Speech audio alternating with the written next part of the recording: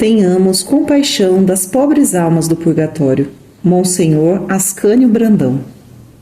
O mês das almas. Meditação para o dia 1º de novembro. Novembro é o mês consagrado pela nossa devoção ao sufrágio das almas do purgatório.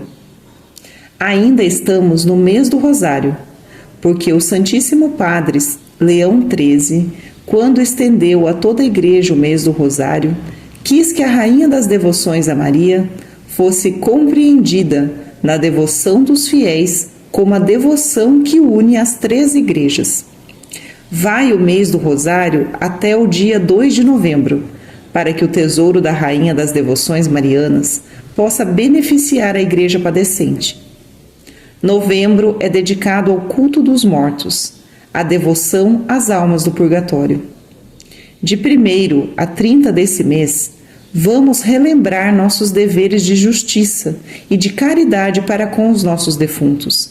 Vamos sufragar-lhes as pobres almas que estão sofrendo no purgatório. Como é bela e utilíssima essa devoção!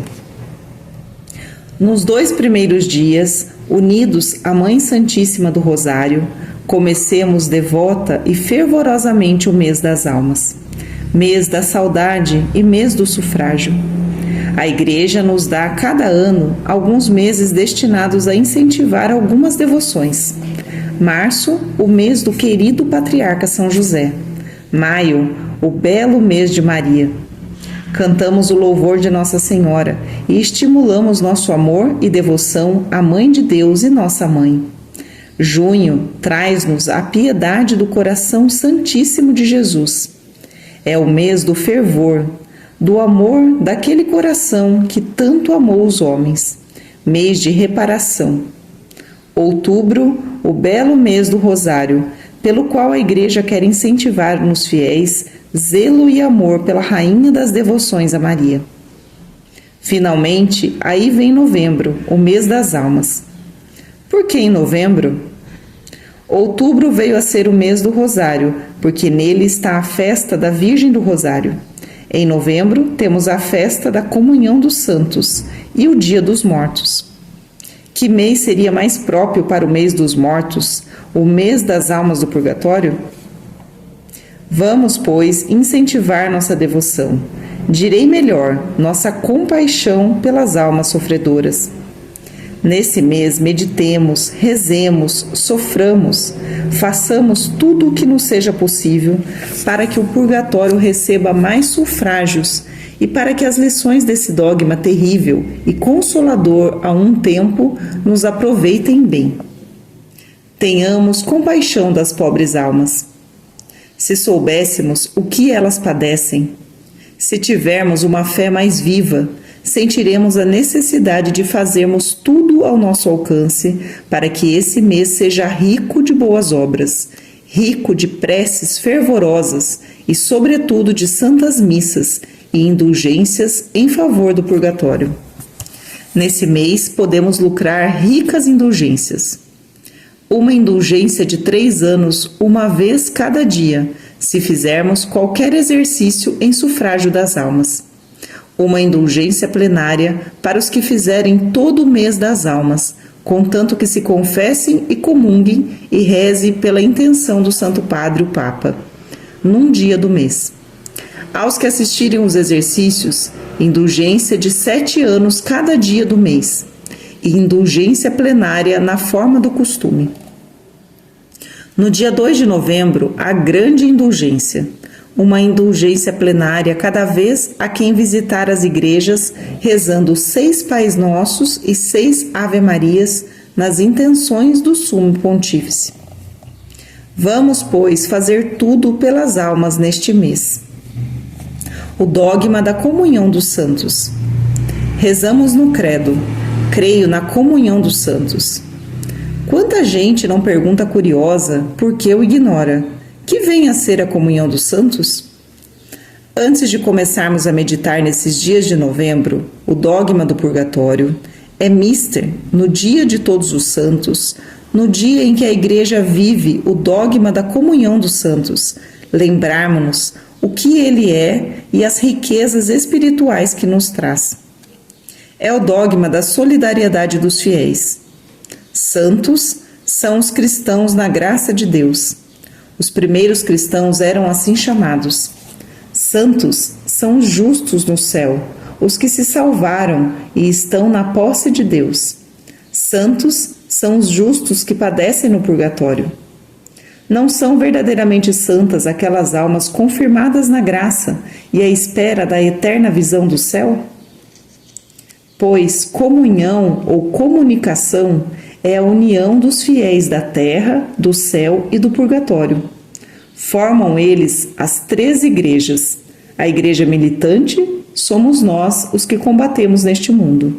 A igreja triunfante, os fiéis já no céu, no triunfo eterno da glória. E a igreja padecente, os fiéis que se purificam nas chamas do purgatório. Todos são membros de Cristo. Todos formam o corpo místico de Cristo, nossa cabeça. Estamos unidos em Jesus Cristo como os membros unidos à cabeça. Que sublime doutrina! Cristo, nosso Senhor, é glorificado no céu pelos membros triunfantes. Sofre no purgatório nos seus membros padecentes. Luta conosco neste mundo com os membros militantes. Pois, com esta doutrina admirável do corpo místico, podemos nos auxiliar uns aos outros nesta sublime solidariedade em Cristo e por Cristo. As almas do purgatório já não podem mais merecer.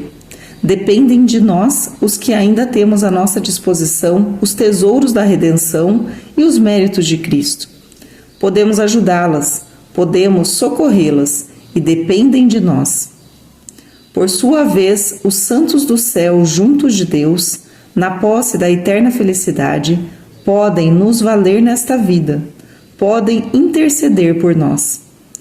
Então, recorremos à igreja triunfante, pedindo socorro, e ajudamos por nossa vez a igreja padecente. Eis aí o que é o dogma da comunhão dos santos. Podem os santos dos céus ajudar as almas do purgatório? Há relações entre a igreja triunfante e a igreja padecente? Cremos que sim.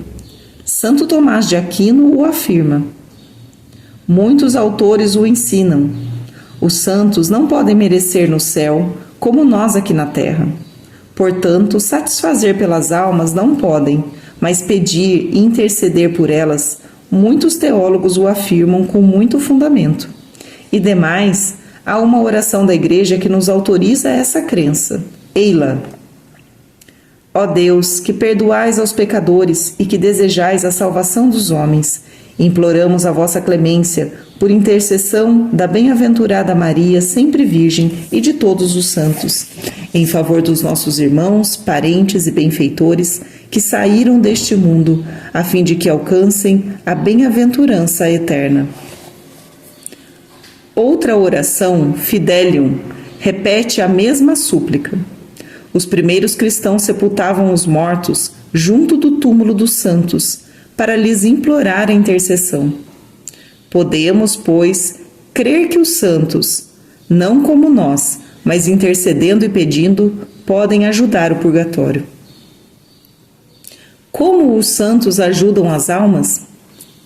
Já vimos que a sorte das almas está em nossas mãos, porque só nós podemos merecer e ganhar por elas. É vontade de Deus que elas dependam de nós.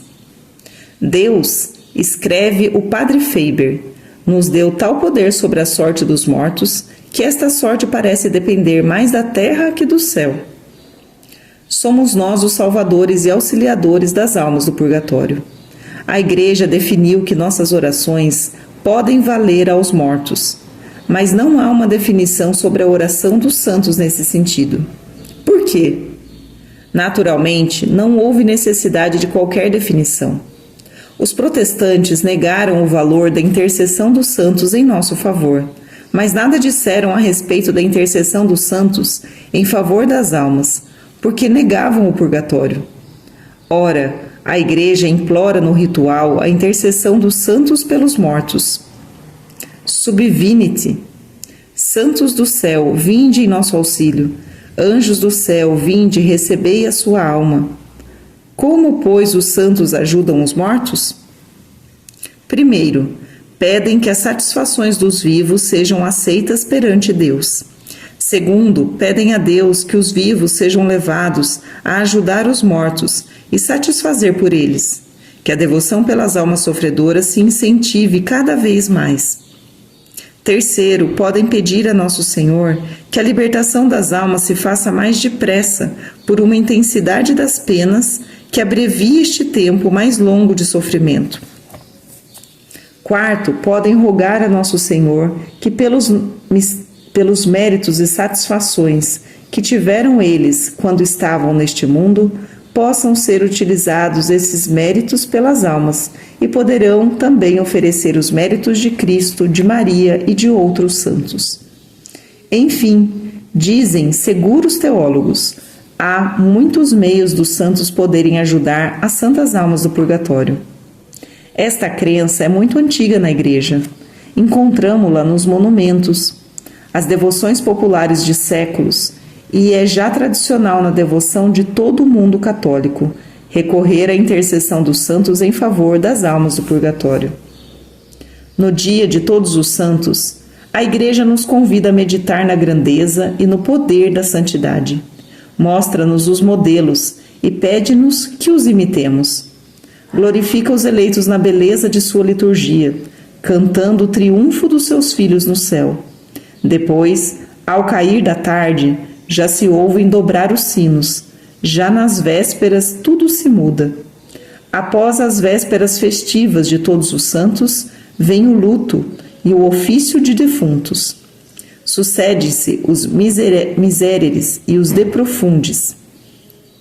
É a vez da Igreja padecente.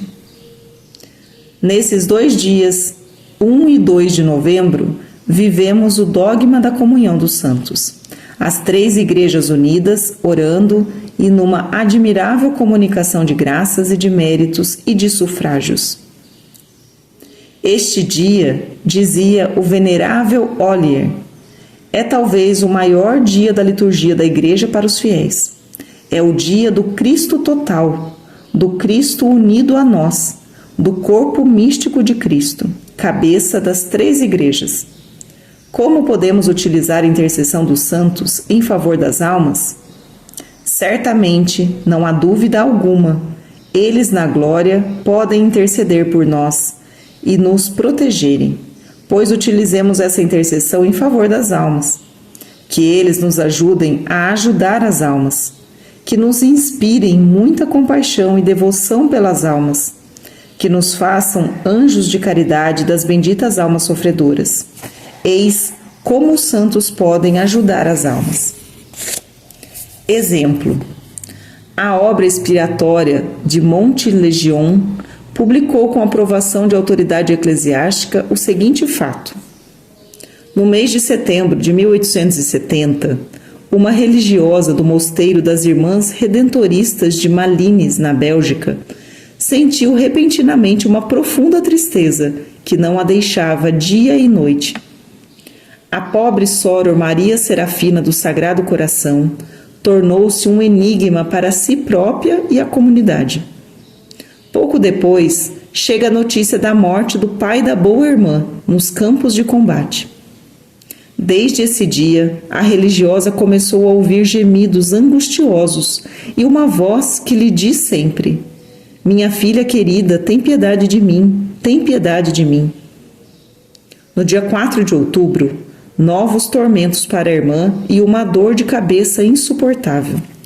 No dia 14 à noite, ao deitar-se, viu ela, entre a cama e a parede da cela, o pai cercado de chamas e imerso numa tristeza profunda. Não pôde reter um grito de dor e de espanto. No dia 15, à mesma hora, ao recitar a Salve Rainha, viu de novo o pai entre chamas. A essa vista, perguntou a irmã ao pai se havia ele cometido alguma injustiça nos seus negócios. Não, respondeu ele, não cometi injustiça alguma. Sofro pelas minhas impaciências contínuas e outras faltas que não te posso dizer. No dia 27, nova aparição. Dessa vez, não estava cercado de chamas. Queixou-se de que não era aliviado porque não rezaram bastante por ele. Meu pai, não sabes que nós religiosas não podemos rezar o dia todo, temos os trabalhos da regra? Eu não peço isso, diz ele. Quero que apliquem por mim as intenções, as indulgências. Se não me ajudares, eu hei de atormentar. Deus o permitiu. Ó, minha filha, lembra-te que te oferecestes a nosso Senhor como vítima. Eis a consequência. Olha, olha, minha filha, essa cisterna cheia de fogo em que estou mergulhado. Somos aqui centenas. Oh, se soubessem o que é o purgatório, haviam de sofrer tudo, tudo para evitar e para aliviar as almas que lá estão cativas. Deves ser uma religiosa muito santa, minha filha, e observar bem a santa regra, ainda nos pontos mais insignificantes. O purgatório das religiosas, é uma coisa terrível, filha. Soror Maria Serafina viu realmente uma cisterna em chamas, donde saíam nuvens negras de fumo. E o pai desapareceu como que abrasado, sufocado horrorosamente, sedento, a abrir a boca mostrando-lhe a língua ressequida. Tenho sede, minha filha, tenho sede. No dia seguinte, a mesma aparição dolorosa. Minha filha, há muito tempo que eu não te vejo. Meu pai, foi ontem mesmo. Parece-me uma eternidade. Se eu ficar no purgatório 3 meses, será uma eternidade. Estava condenado a diversos anos, mas devo a Nossa Senhora, que intercedeu por mim, ficar reduzida a pena a alguns meses apenas. Essa graça de poder vir pedir orações, o bom homem alcançou pelas suas boas obras, pois era extremamente caridoso e devoto de Maria.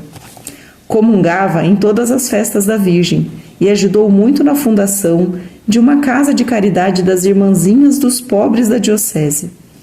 Soror Maria Serafina fez diversas perguntas ao pai. As almas do purgatório conhecem os que rezam por elas e podem rezar por nós? Sim, minha filha. Estas almas sofrem ao saberem que Deus é ofendido no meio de suas famílias e no mundo? Sim. A irmã, orientada pelo seu confessor e pela superiora, continuou a interrogar o pai. É verdade, meu pai, que todos os tormentos da terra e dos mártires estão muito abaixo do sofrimento do purgatório? Sim, minha filha, é bem verdade tudo isso. Perguntou se todas as pessoas que pertencem à confraria do Carmo são libertadas no primeiro sábado depois da morte do purgatório. Sim, respondeu ele, mas é preciso ser fiel às obrigações da confraria. É verdade que há almas que devem ficar no purgatório até 50 anos? Sim, algumas estão condenadas a expiar os seus pecados até o fim do mundo. São almas bem culpadas e estão abandonadas. Há 3 coisas que Deus pune e que atrai a maldição sobre os homens: a violação do dia do domingo pelo trabalho, o vício impuro, que se tornou muito comum, e as blasfêmias. Minha filha, as blasfêmias são horríveis e provocam a ira de Deus. Desde esse dia até a noite de Natal, sempre aparecia a Soror Maria Serafina, a alma atormentada do seu bom pai, pela qual ela e a comunidade oravam e faziam penitência. Na primeira missa do Natal, a boa irmã viu seu pai à hora da elevação, brilhante como o sol, de uma beleza incomparável. Acabei meu tempo de expiação. Filha, venho te agradecer e as tuas irmãs, as orações e sufrágios. Rezarei por todas no céu. E ao entrar na cela de madrugada, viu a irmã Serafina mais uma vez a alma do pai resplandecente de luz e de beleza, dizendo: pedirei para a tua alma, filha, perfeita conformidade com a vontade de Deus e a graça de entrar no céu sem passar pelo purgatório. E desapareceu num oceano de luz e de beleza. Esses fatos se deram de outubro a dezembro de 1870 e passaram pelo crivo de um severo e rigoroso exame das autoridades eclesiásticas, antes de serem publicados, e divulgados amplamente pela obra expiatória de Nossa Senhora de Montglion, na França.